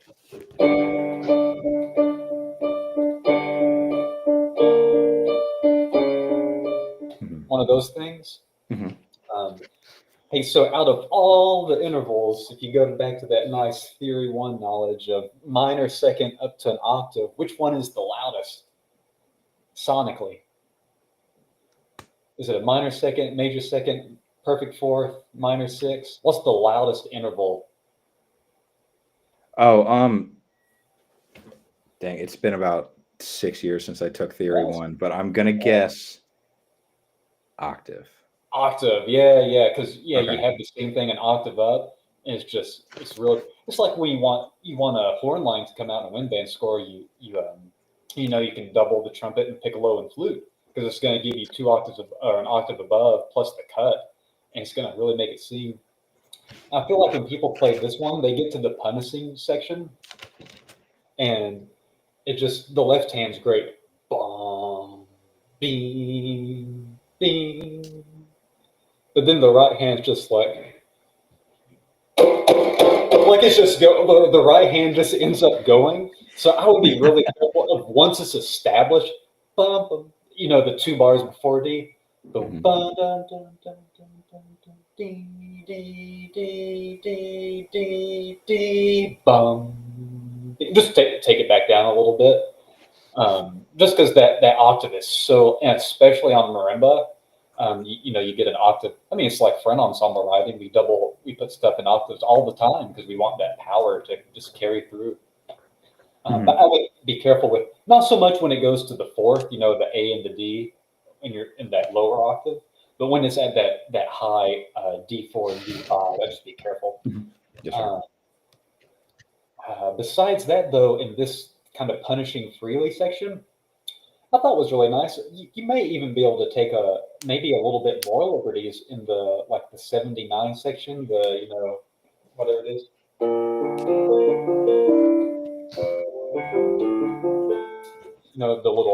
The pretty part. Mhm. I feel like that could really be, retardando into it, kind of rubato throughout, and then you're back into time when you need to be. Absolutely. Yeah. What's your? I'm always curious. What's your kind of takeaway from this piece, like programmatically? It's one of those where it's like the title. You can't ignore the title. Like it's it's that gives so much context already. But what's kind of your vision of like what you want the audience to take away from it or experience? I put this one on the program last because I mean it's just badass. I think it's just so cool, and that while it also has it has pretty dark minor sounding melodies, it's apocalyptic physically for the player too. Yeah. You know what's funny though with this one is we think of it like apocalyptic. What if we put this on harpsichord? You'd be like, oh well, that's harpsichord music. Like it's funny how the instrument and the time period and the title change so much instantly. Sure. And I think for you, playing wise, I think that might be the next one is like how to, of course you want to keep cleaning as you do, but especially now in percussion land, we're just so far ahead of our other instrumental colleagues in terms of like video production and like live performance and the stuff Sandbox Percussion does and Tim and World Percussion do. I mean the level of production gets really high, and it might be a good time to start thinking about especially if you're looking to go on to like a master's. I think you were saying. Yes, sir. That's kind of becoming a question now is for auditions and interviews is what do you want to do with these pieces, because it feels like the time of I'm gonna go play my how many times I've been played to play solo marimba. It's like not a ton, but what gets me the gig is typically it's the other stuff like the video production, the lighting, the programmatic, that it's a through composed recital, that it's not just piece off stage clap, piece off stage, but it's kind of a show. So kind of taking a side away from the musical side, that might be something to start considering. And I know Eric pretty well, and he does that stuff awesomely, I think, too. But yeah, what's the next step while you're polishing the music aspect? What is the next step in the process of not just playing a piece, but having like just a killer performance that not just a marimbas wants to go see, but that the community would like to see, and other artists and other mediums. Mm-hmm. Performance-wise, though, I think the one change that might be semi-major that I might make would be it's like the last section, the maniacal and before the maniacal bits. Mm-hmm. I would just be careful about, and that was a live recording, right? Like a recital. Yes, sir. Okay, yeah. So that'll play into this some for sure. I'd be careful about like 93, 92 when you're doing the DHL.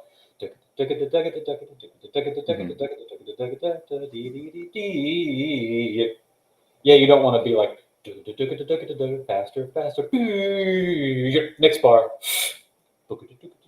Like you don't want to jump the tempo back too much, because it's one of those like he sets the tempo at 120. I think I would try to land at that.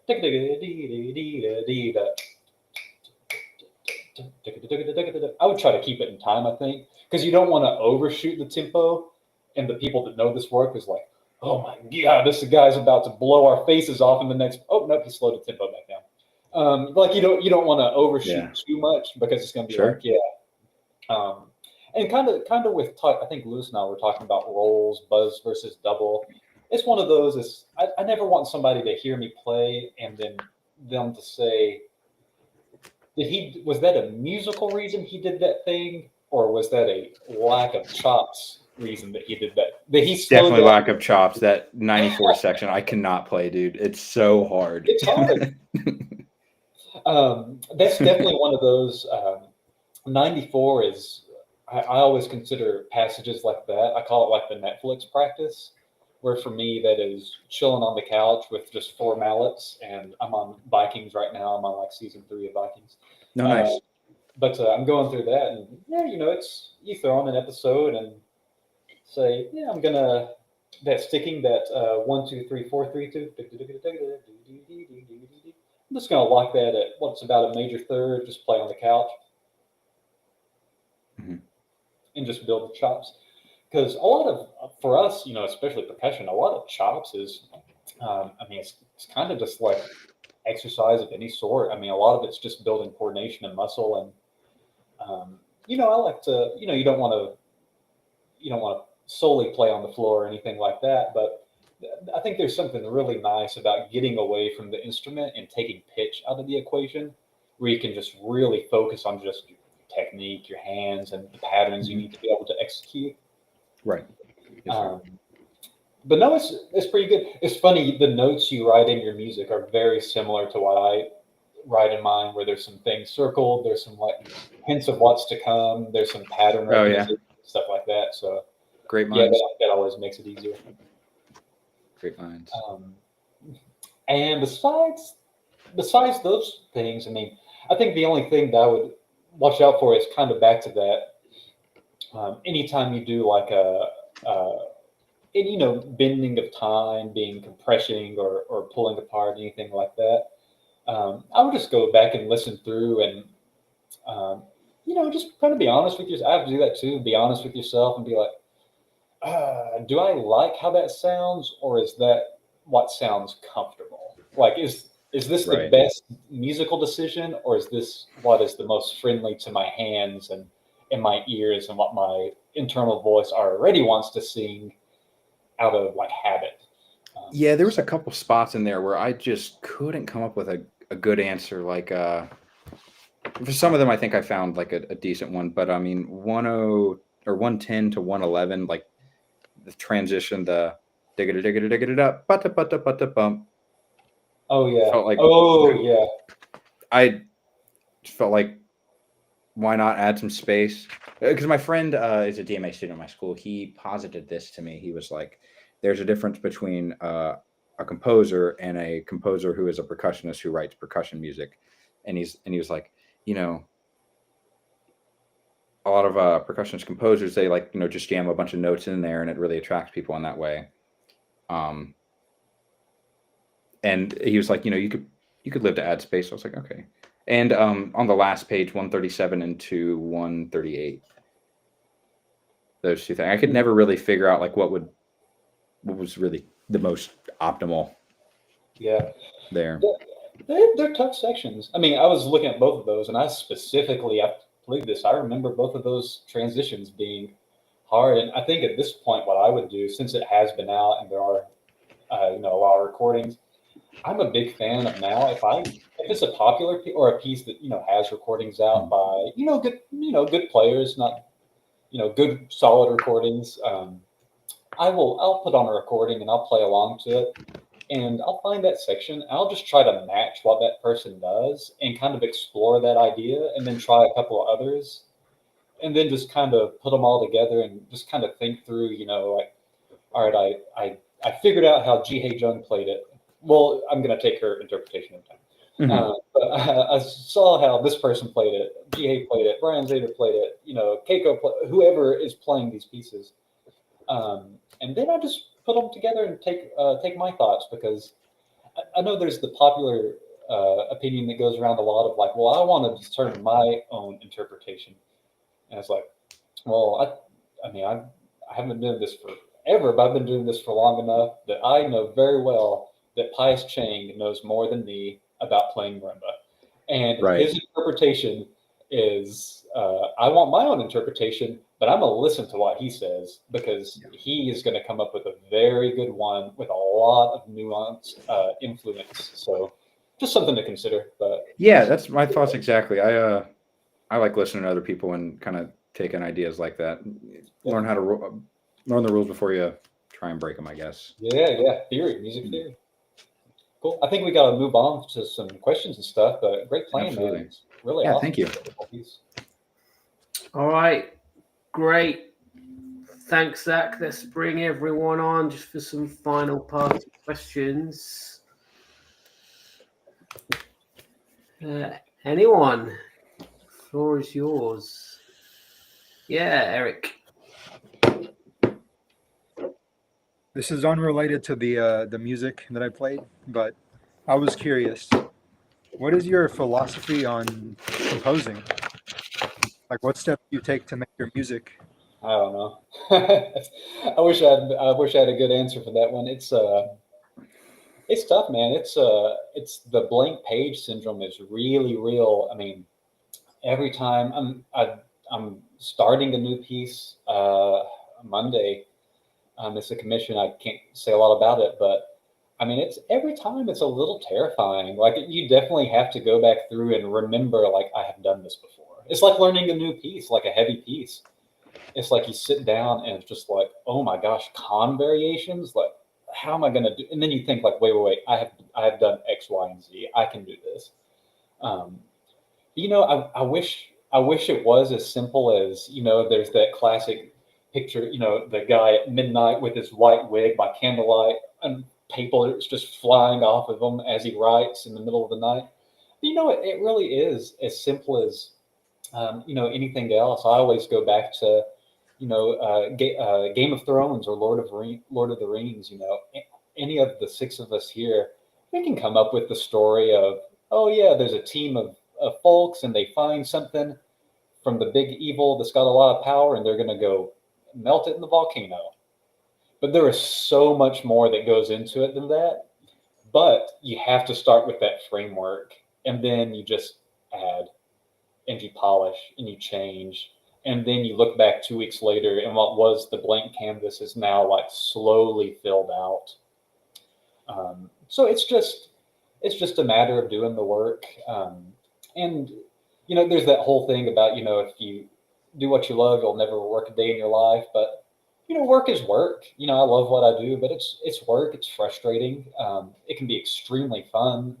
But, sometimes it's hard and sometimes you're at a dead end. And sometimes you got to put the pen or iPad pen or whatever you use down for a little while. And, just like practice, you can only, sometimes you just have a rough day and you can't throw your head against the wall anymore. You just have to step away, go work on something else and come back to it fresh. But I think all of us should write. I think that's something that sadly got kind of separated from music, in the 1900s is, we stopped being composers and performers and we kind of split into two. And now in percussion, we've kind of come back. But I think we should all be writing a little bit or arranging, like the piece Jared played, that was an arrangement. Yeah, it was, he didn't come up with the original melody, but he came up with everything else that filled it out and created that piece.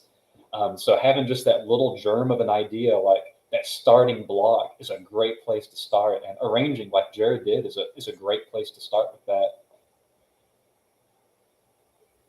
Great. Anyone else? Yeah, Jared. Because I know you have a lot of pieces that just involve a lot of really fast, a lot of notes moving all over the place, especially on marimba. Yeah. How did you develop your technique to be able to play like that?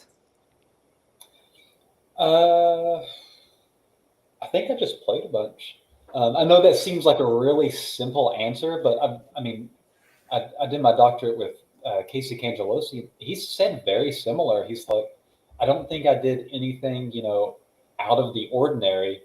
I was just willing to do it more when the other person wasn't. And, just little things help a ton. Like Zach and I were just talking about, playing on the couch or playing on the floor. And, I think there's something really good because what we use, it's muscles and there's technique and coordination in it. And I think just playing as much as you can doesn't mean chopping out nonstop all day, but, my couch, you can see my couch right here, but I've got a pad and sticks next to it. I have like a pair of junky mallets and I have some in my car, and I'll just kind of randomly, I'll just be hanging out and just grab some and just kind of, you just kind of go, and it's a little absent-minded, but just keeping your hands moving really, really, really helps for me. Cool. Zach? Yeah, this is about De La Cruz 9, actually. I was wondering what tempo you take it at, Dr. Pickering. The 69 tempo is quick. I still like to go that tempo, but I think anything 60 and up is fine. It is overmarked. Personally, I think it should be like 64, 66. It's just that written tempo is a little brisk. But I feel like we play it very percussively. It's like one of the best lessons I ever saw was a violin professor at JMU and James Madison University. And she had this comment. She was like, to her violin student, just killing this piece. Amazing. She's just like, everything's like too percussive and in time and like rhythmically straight. I was just like, right. Yeah, that's a thing. And so sometimes I think, De La Cruz at 69 beats per minute played exactly perfectly metronomically correct. It's got a little staleness to it. Like it needs that like ebb and flow. And sometimes maybe something does pull a little bit at that roll going into the downbeat, or maybe you do put a little more emphasis onto, a weak beat, or maybe there's a very complex metric figure, like Joe Tompkins' music.